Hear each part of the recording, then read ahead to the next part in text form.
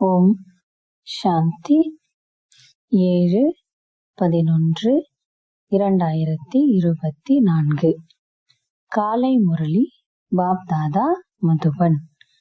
இனிமையான குழந்தைகளே, உங்களுடைய அனைத்து கஜானாக்களையும் நிரப்புவதற்காக சிவபாபா வந்திருக்கிறார்.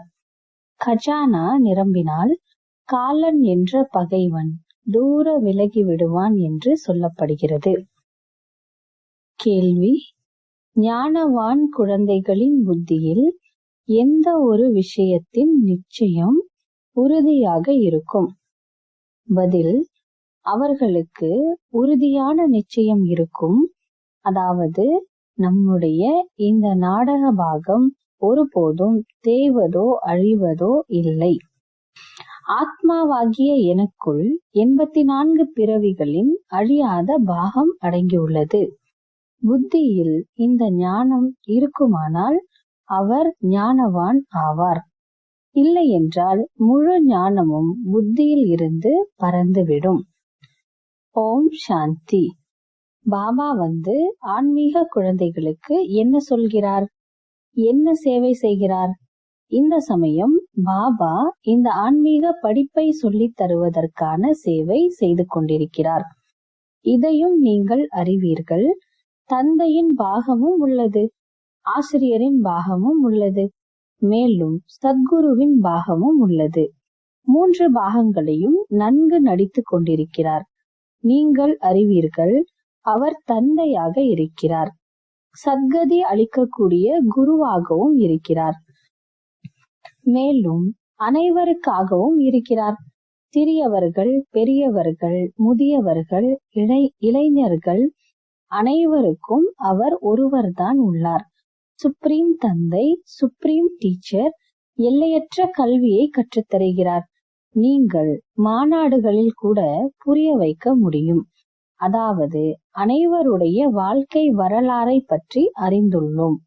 பரம்பிதா பரமாத்மா சிவபாபாவின் வாழ்க்கை வரலாறு பற்றியும் அறிவோம். நம்பர் வார் அனைத்தும் புத்தியில் நினைவிருக்க வேண்டும். முழு விராட்ட ரூபமும் நிச்சயமாக புத்தியில் நினைவிருக்கும். நாம் இப்போது பிராமணன் ஆகியிருக்கிறோம். பிறகு நாம் தேவதை ஆவோம்.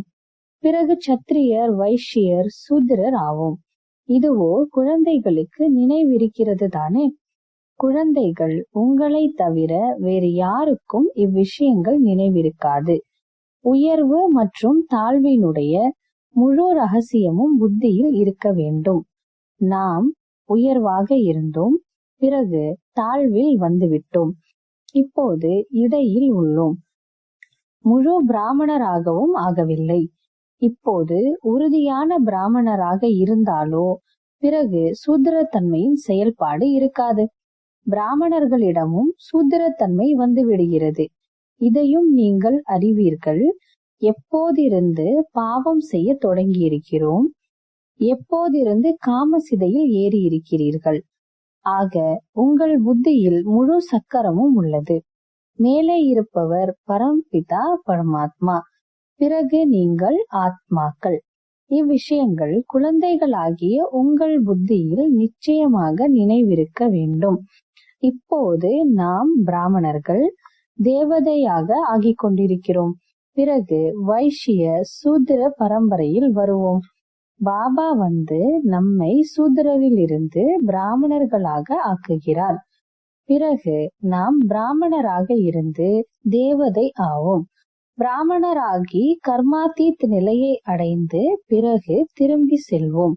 நீங்கள் பாபாவை பற்றியும் அறிவீர்கள். குட்டிக்கரணம் அல்லது 84 பிறவிகளின் சக்கரத்தையும் அறிவீர்கள். குட்டிக்கரணத்தின் மூலம் உங்களுக்கு மிகவும் எளிமைப்படுத்தி புரிய வைக்கிறார். உங்களை மிகவும் லேசாக ஆக்குகிறார். இதனால் தங்களை புள்ளியாக உணர்ந்து உடனே ஓடுவீர்கள். மாணவர்கள் வகுப்பில் அமர்ந்திருந்தால் புத்தியில் படிப்புதான் நினைவிருக்கும். உங்களுக்கும் இந்த படிப்பு நினைவிருக்க வேண்டும். இப்போது நாம் சங்கம யுகத்தில் உள்ளோம். பிறகு நாம் அப்படியே சுற்றி வருவோம். இந்த சக்கரம் சதா சுற்றி கொண்டே இருக்க வேண்டும். இந்த சக்கரம் முதலியவற்றின் ஞானம் பிராமண குழந்தைகளாகிய உங்களிடம்தான் உள்ளது, சூத்திரர்களிடம் கிடையாது. தேவதைகளிடமும் இந்த ஞானம் கிடையாது. இப்போது நீங்கள் புரிந்து கொண்டிருக்கிறீர்கள். பக்தி மார்க்கத்தில் தயார் செய்துள்ள சித்திரங்கள் அனைத்தும் தவறானவை. உங்களிடம் இருப்பவை மிக சரியானவை. ஏனென்றால் நீங்கள் மிக சரியானவர்களாக ஆகிறீர்கள். இப்போது உங்களுக்கு ஞானம் கிடைத்துள்ளது. அதனால் புரிந்து கொள்கிறீர்கள். பக்தி என சொல்லப்படுவது எது, ஞானம் என சொல்லப்படுவது எது என்று. ஞானம் தருபவராகிய பாபா ஞானக்கடல் இப்போது கிடைத்துள்ளார். பள்ளிக்கூடத்தில் படிக்கிறார்கள் என்றால் நோக்கம் குறிக்கோள் பற்றி அறிந்துள்ளனர் இல்லையா? பக்தி மார்க்கத்திலோ நோக்கம் குறிக்கோள் என்பது கிடையாது. நாம் உயர்ந்த தேவதையாக இருந்தோம், பிறகு கீழே இறங்கிவிட்டோம் என்பது உங்களுக்கு அப்போது தெரியாதிருந்தது. இப்போது பிராமணர் ஆனதும் தெரிந்து கொண்டீர்கள். பிரம்மா குமார் குமாரிகளாக நிச்சயமாக முன்பும் ஆகியிருக்கிறீர்கள். பிரஜாபிதா பிரம்மாவின் பெயர் புகழ் பெற்றதாகும். பிரஜாபிதாவோ மனிதர்தான் இல்லையா? அவருக்கு இவ்வளவு ஏராளமான குழந்தைகள் என்றால் நிச்சயமாக தத்தெடுக்கப்பட்டவர்களாகவே இருக்க வேண்டும். எவ்வளவு தத்தெடுக்கப்பட்ட குழந்தைகள்! ஆத்மா ரூபத்திலோ நீங்கள் அனைவரும் சகோதர சகோதரர்கள். இப்போது உங்களுடைய புத்தி எவ்வளவு தூரம் செல்கிறது, எப்படி மேலே நட்சத்திரங்கள் நின்று கொண்டுள்ளன என்பதை நீங்கள் அறிவீர்கள். தூரத்திலிருந்து எவ்வளவு சிறியதாக காணப்படுகின்றன. நீங்களும் மிக சிறிய ஆத்மாக்கள். ஆத்மா ஒருபோதும் சிறியது பெரியதாக ஆவது இல்லை. ஆம், உங்களுடைய பதவி மிக உயர்ந்தது. அவற்றையும் கூட சூரிய தேவதா சந்திர தேவதா என சொல்கின்றனர். சூரிய தந்தை சந்திர தாய் என சொல்வார்கள். மற்றபடி ஆத்மாக்கள் அனைவரும் நட்சத்திரங்கள். ஆக ஆத்மாக்கள் அனைத்தும் ஒரே மாதிரி சிறியவை. இங்கே வந்து பார்ட்டுதாரி ஆகின்றனர். தேவதைகளாகவோ நீங்கள்தான் ஆகிறீர்கள். நீங்கள் மிகவும் சக்திசாலியாக ஆகிக் கொண்டிருக்கிறீர்கள். பாபாவை நினைவு செய்வதன் மூலம் நீங்கள் சத்தோ பிரதான தேவதைகளாக ஆகிவிடுவீர்கள். நம்பர் வார் கொஞ்சம் கொஞ்சம் வேறுபாடோ இருக்கவே செய்கிறது. சில ஆத்மாக்கள் பவித்திரமாகி சத்தோ பிரதான தேவதையாக ஆகிவிடுகிறார்கள். சில ஆத்மாக்கள் முழு பவித்திரமாக ஆவது இல்லை. ஞானத்தை கொஞ்சம் கூட அறிந்து கொள்ளவில்லை. பாபா புரிய வைத்துள்ளார். பாபாவின் அறிமுகமோ அனைவருக்கும் கிடைக்க வேண்டும். கடைசியில் பாபாவை அறிந்து கொள்வார்கள் இல்லையா? விநாசத்தின் சமயம் அனைவருக்கும் தெரிய வரும் பாபா வந்திருக்கிறார் என்பது. இப்போதும் கூட ஒரு சிலர் சொல்கின்றனர், பகவான் நிச்சயமாக எங்கோ வந்திருக்கிறார் என்று. ஆனால் தெரியவில்லை. ஏதேனும் ரூபத்தில் வந்து விடுவார் என புரிந்து கொண்டுள்ளனர். மனிதர்களின் வழிமுறைகளோ அதிகம் உள்ளன இல்லையா? உங்களுடையது ஒரே ஒரு ஈஸ்வரிய வழிமுறை. நீங்கள் ஈஸ்வரிய வழிமுறை ஸ்ரீமத் படி என்னவாக ஆகிறீர்கள்? ஒன்று மனித வழி, இன்னொன்று ஈஸ்வரிய வழி, மேலும் மூன்றாவது தேவதா வழி. தேவதைகளுக்கும் வழிமுறையை ஸ்ரீமத் யார் கொடுத்தார்? பாபா. பாபாவின் ஸ்ரீமத்தே சிரேஷ்டமாக ஆக்கக்கூடியது. ஸ்ரீ ஸ்ரீ என்று பாபாவை தான் சொல்வார்கள், மனிதரை அல்ல. ஸ்ரீ ஸ்ரீ தான் வந்து ஸ்ரீ ஆக்குகிறார். தேவதைகளை சிரேஷ்டமானவர்களாக ஆக்குபவர் பாபாதான். அவரை ஸ்ரீ ஸ்ரீ என சொல்வார்கள். பாபா சொல்கிறார், நான் உங்களை அது போல தகுதியுள்ளவர்களாக ஆக்குகிறேன். அந்த மனிதர்கள் பிறகு தங்களுக்கு ஸ்ரீ ஸ்ரீ என்று டைட்டில் வைத்துக் கொள்கின்றனர். மாநாடுகளிலும் கூட நீங்கள் புரிய வைக்க முடியும். நீங்கள் தான் புரிய வைப்பதற்காக நிமித்தமாக ஆகியிருக்கிறீர்கள். ஸ்ரீ ஸ்ரீ ஒரே ஒரு சிவபாபா தான். அவர்தான் இது போல ஸ்ரீ தேவதையாக்குகிறார். அவர்கள் சாஸ்திரங்கள் முதலியவற்றின் படிப்பை படித்துவிட்டு டைட்டில் கொண்டு வருகின்றனர். உங்களையோ ஸ்ரீ ஸ்ரீ பாபா தான் ஸ்ரீ, அதாவது சிரேஷ்டமானவர்களாக ஆக்கிக் கொண்டிருக்கிறார். இது தமோ பிரதான மிக கீழான உலகம். தீமையிலேயே பிறவி எடுப்பவர்கள். எங்கே பாபாவின் டைட்டில் எங்கே இந்த பட்டித்த மனிதர்கள் தங்களுக்கே வைத்துக் கொள்கின்றனர். உண்மையிலும் உண்மையான சிரேஷ்ட மகான் ஆத்மாக்களோ தேவி தேவதைகள் தான் அல்லவா? சத்தோ பிரதான உலகத்தில் எந்த ஒரு தமோ பிரதான மனிதனும் இருக்க முடியாது. ரஜோவின் மூலம் ரஜோ மனிதர் தான் இருப்பார்கள், தமோகுணி அல்ல. வர்ணங்களும் பாடப்படுகின்றன இல்லையா? இப்போது நீங்கள் புரிந்து கொண்டீர்கள். இதற்கு முன்பு எதையுமே புரிந்து கொள்ளவில்லை. இப்போது பாபா எவ்வளவு புத்திசாலிகளாக ஆக்குகிறார். நீங்கள் எவ்வளவு செல்வந்தர்களாக ஆகிறீர்கள். சிவபாபாவின் பண்டாரா நிறைந்துள்ளது. சிவபாபாவின் பண்டாரா எது? அவிநாசி ஞான ரத்தினங்களினுடையது. சிவபாபாவின் பண்டாரா நிறைந்துள்ளது. அதனால் காலனாகிய பகைவன் தூர விலகி விடுவான். பாபா குழந்தைகளாகிய உங்களுக்கு ஞான ரத்தினங்கள் தருகிறார். தாமே கடலாக இருப்பவர் ஞான ரத்தினங்களின் கடல் ஆவார். குழந்தைகளின் புத்தி எல்லையற்றதில் செல்ல வேண்டும். இவ்வளவு கோடி ஆத்மாக்கள் அனைவரும் தங்கள் தங்கள் சரீரமாகிய ஆசனத்தில் அமர்ந்துள்ளனர். இது எல்லையற்ற நாடகம். ஆத்மா இந்த ஆசனத்தில் வீற்றிருக்கின்றது. ஓர் ஆசனத்தை போல மற்றொன்று இருக்காது.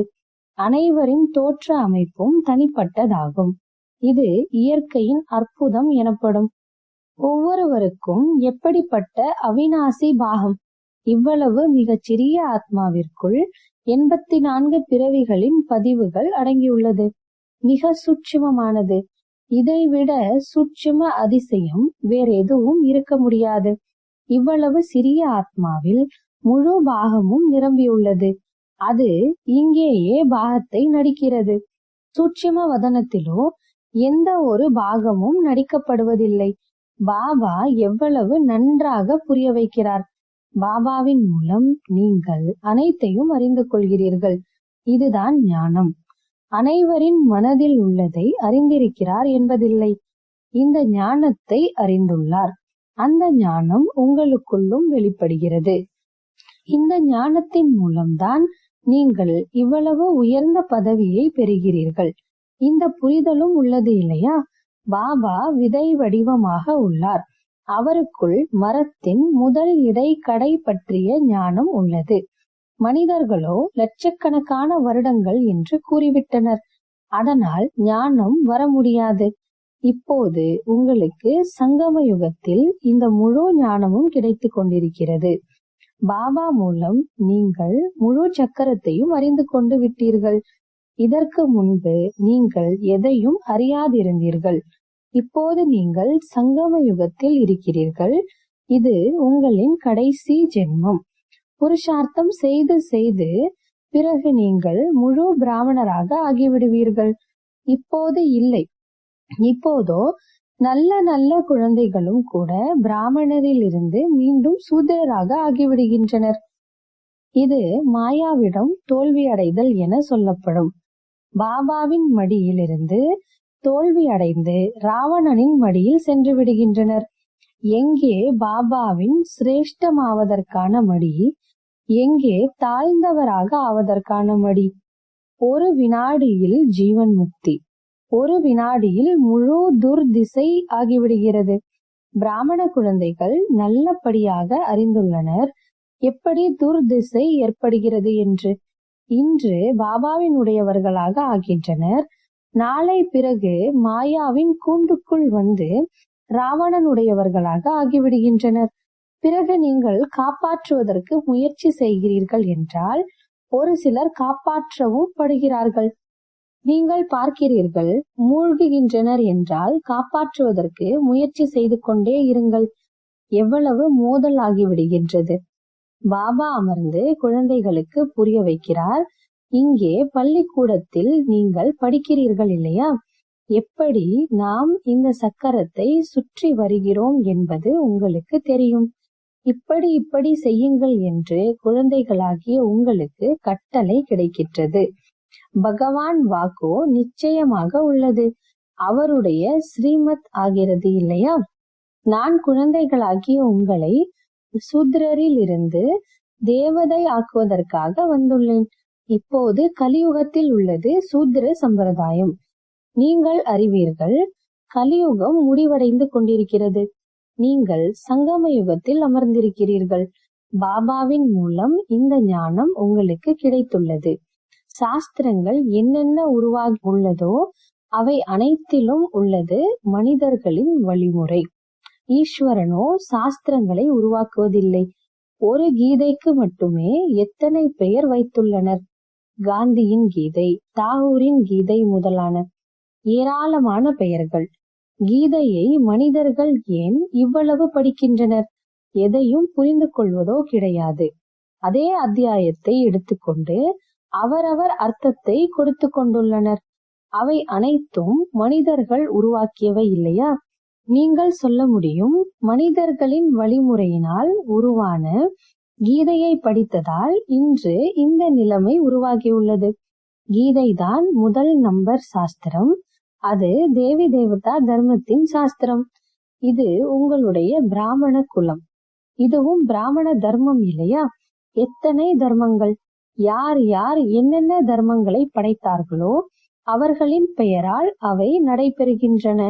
ஜைனர்கள் மகாவீர் என சொல்கின்றனர். குழந்தைகளாகிய நீங்கள் அனைவரும் மகாவீர், மகாவீரணிகள். உங்களுக்கு கோவிலில் ஞாபகார்த்தம் உள்ளது. ராஜயோகம் இல்லையா? கீழே யோகா தபஸ்யாவில் அமர்ந்துள்ளனர். மேலே ராஜயோகத்தின் சித்திரம் உள்ளது. ராஜயோகத்தின் மிக சரியான கோவில். பிறகு ஒவ்வொருவரும் ஒவ்வொரு பெயரை வைத்துள்ளனர். முற்றிலும் சரியான நினைவு சின்னம். புத்தியை பயன்படுத்தி சரியாக அமைத்துள்ளனர். பிறகு யார் என்ன பெயர் சொன்னார்களோ அந்த பெயரை வைத்துள்ளனர். இதை மாடல் ரூபத்தில் செய்துள்ளனர். சொர்க்கம் மற்றும் சங்கம யுகத்தின் ராஜயோகத்தை அமைத்துள்ளனர். நீங்கள் முதல் இடை கடை பற்றி அறிவீர்கள். ஆரம்பத்தையும் நீங்கள் பார்த்திருக்கிறீர்கள். ஆரம்பம் என்று சங்கம யுகத்தை சொன்னாலும் சரி, சத்தியுகத்தை சொன்னாலும் சரி, சங்கம யுகத்தின் காட்சியை கீழே காட்டுகின்றனர். பிறகு ராஜ்யம் மேலே காட்டப்பட்டுள்ளது. ஆக சத்தியுகம் என்பது ஆரம்பம். பிறகு இடையில் உள்ளது துவாபர யுகம். கடைசியை நீங்கள் பார்க்கவே செய்கிறீர்கள். இவை அனைத்தும் அழிந்தாக வேண்டும். முழு ஞாபகார்த்தம் உருவாக்கப்பட்டுள்ளது. தேவி தேவதைகள் தான் பிறகு வாம மார்க்கத்தில் செல்கின்றனர். துவாபர யுகத்திலிருந்து வாம மார்க்கம் ஆரம்பமாகிறது.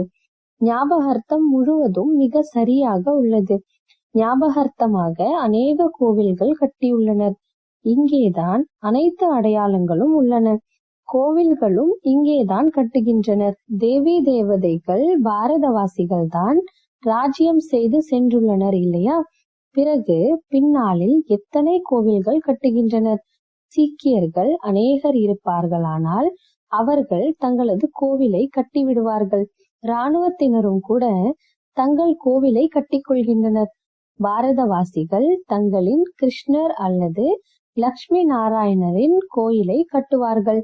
ஹனுமான், கணேஷ் இவர்களின் கோவில் கட்டுவார்கள். இந்த சிருஷ்டி சக்கரம் முழுவதும் எப்படி சுற்றுகிறது, எப்படி படைத்தல், அழித்தல், காத்தல் நடைபெறுகின்றது, இதை நீங்கள் அறிவீர்கள். இது இருள் நிறைந்த இரவு என சொல்லப்படும். பிரம்மாவின் பகல் மற்றும் இரவுதான் பாடப்பட்டுள்ளது. ஏனென்றால் பிரம்மாதான் சக்கரத்தில் வருகிறார். இப்போது நீங்கள் பிராமணர்கள், பிறகு தேவதை ஆவீர்கள். முக்கியமானவரோ பிரம்மா ஆகிறார் இல்லையா? இரவு பகல் என்பதை பிரம்மா உடையதாக வைப்பதா, விஷ்ணு உடையதாக வைப்பதா? பிரம்மா இரவினுடையவர், விஷ்ணு பகலினுடையவர். அவரே இரவிலிருந்து பகலுக்கு வருகிறார். பகலில் இருந்து 84 பிறவிகளுக்கு பிறகு இரவில் வருகிறார். எவ்வளவு சுலபமான ஞானம்! இதையும் கூட முழுமையாக நினைவு செய்ய முடிவதில்லை. முழுமையான ரீதியில் படிக்கவில்லை என்றால் நம்பர்வார் புருஷார்த்தத்தின் படி பதவி பெறுகின்றனர். எவ்வளவு நினைவு செய்கின்றனரோ அந்த அளவு சத்தோ பிரதானமாக ஆவார்கள். சத்தோ பிரதானமாக ஆனால் பாரதமும் சத்தோ பிரதானமாகும். குழந்தைகளிடம் எவ்வளவு ஞானம் உள்ளது! இந்த ஞானத்தை சிந்தனை செய்ய வேண்டும். இந்த ஞானம் புது உலகத்திற்கானதுதான். அதை எல்லையற்ற தந்தை வந்து தருகிறார். மனிதர்கள் அனைவரும் எல்லையற்ற தந்தையை நினைவு செய்கின்றனர். ஆங்கிலேயர்களும் அழைக்கின்றனர், ஓ காட்ஃபாதர், லிபரேட்டர், கைடு என்று. அர்த்தமோ குழந்தைகளாகிய உங்கள் புத்தியில் உள்ளது. பாபா வந்து துக்கத்தின் உலகமாகிய இரும்பு யுகத்திலிருந்து பொன் யுகத்திற்கு அழைத்து செல்கிறார். பொன் யுகம் நிச்சயமாக இருந்துள்ளது. அதனால்தான் நினைவு செய்கின்றனர் இல்லையா? குழந்தைகள், உங்களுக்கு உள்ளுக்குள் மிகுந்த குஷி இருக்க வேண்டும். மேலும் தெய்வீக கர்மங்களையும் செய்ய வேண்டும்.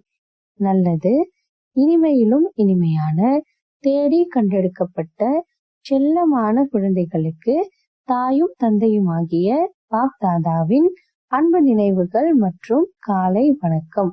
ஆன்மீக குழந்தைகளுக்கு ஆன்மீக தந்தையின் நமஸ்காரம். ஆன்மீக தந்தைக்கு ஆன்மீக குழந்தைகளின் அன்பு நினைவுகள் மற்றும் நமஸ்காரம். தாரணைக்கான முக்கிய சாரம்.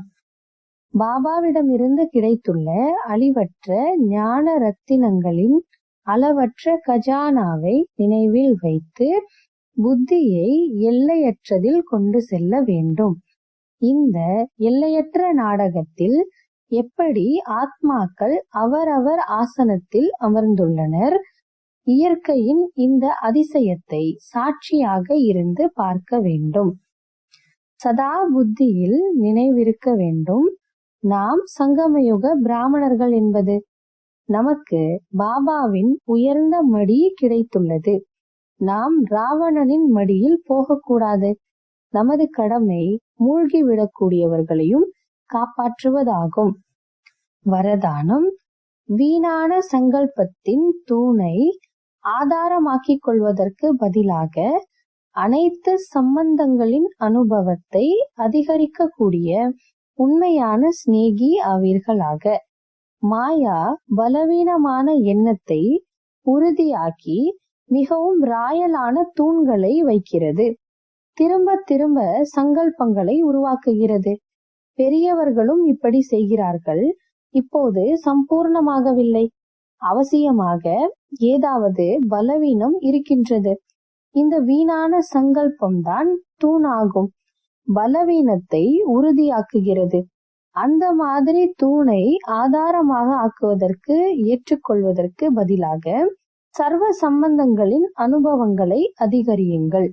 சாக்கார ரூபத்தில் துணையை அனுபவம் செய்து உண்மையான சிநேகி ஆகுங்கள். ஸ்லோகன். திருப்திதான் மிகப்பெரிய குணமாகும். யார் எப்போதும் திருப்தியாக இருப்பார்களோ அவர்கள்தான் பிரபுவிற்கு பிரியமானவர்கள், உலகிற்கு பிரியமானவர்கள் மற்றும் தனக்கும் பிரியமானவர்கள் ஆவார்கள். ஓம் சாந்தி.